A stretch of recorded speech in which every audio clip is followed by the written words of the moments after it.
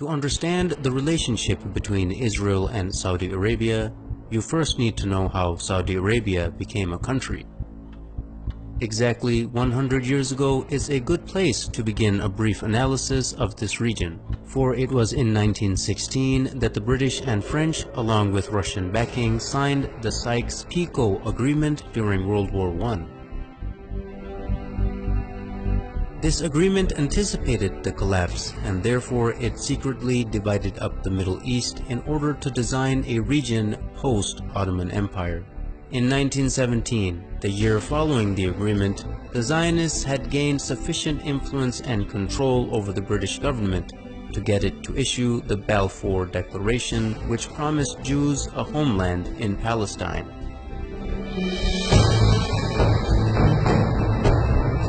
Even though the population of Palestine was at the time 85% Arab and only 7% Jewish. The defeat of the Ottoman Empire by British imperialism in World War I left three distinct authorities in the Arabian Peninsula. In the west, the Sharif of Hijaz; in the north, Ibn Rashid of Hayl; and in the east, Amir bin Saud of Najd, with his religiously fanatical followers, the Wahhabis. Britain got the most help from the Sharif of Hijaz, who led the Arab revolt against the Ottomans and helped the British defeat them. In return for his support, the British had agreed and promised him the establishment of a single Arabian country from Gaza to the Persian Gulf. After the war, however, Britain did not keep its promises. Instead, it drew up the Sykes-Picot Agreement and issued the Balfour Declaration. The Sharif was discontent with this betrayal and told the British that he would never sell out Palestine to the Empire's Balfour Declaration. He would never allow the establishment of a Zionist state in Palestine or accept the new random borders drawn across Arabia by British and French imperialists. At this point, T.E. Lawrence, famously known as Lawrence of Arabia, was dispatched to bribe the Sharif and buy his support.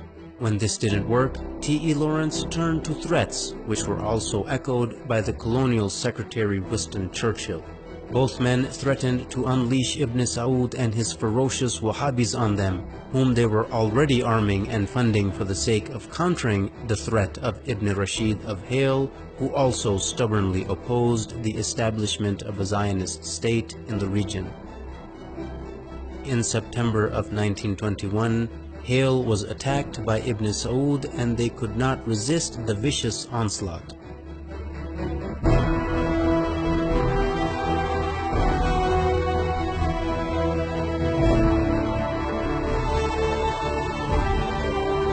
They officially surrendered in November of 1921.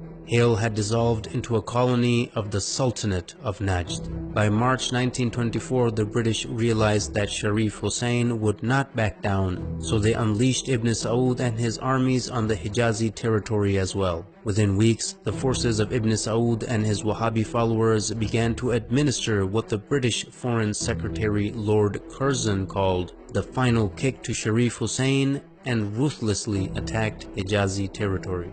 By September 1924, Ibn Saud had overrun Ta'if, the summer capital of the Sharif.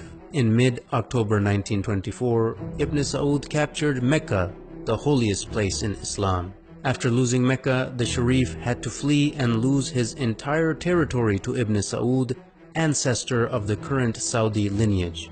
In January 1925, Ibn Saud had begun his siege of Jeddah, and the city finally surrendered in December 1925, bringing an end to over 1,000 years of caliphate rule which had begun after the demise of Prophet Muhammad.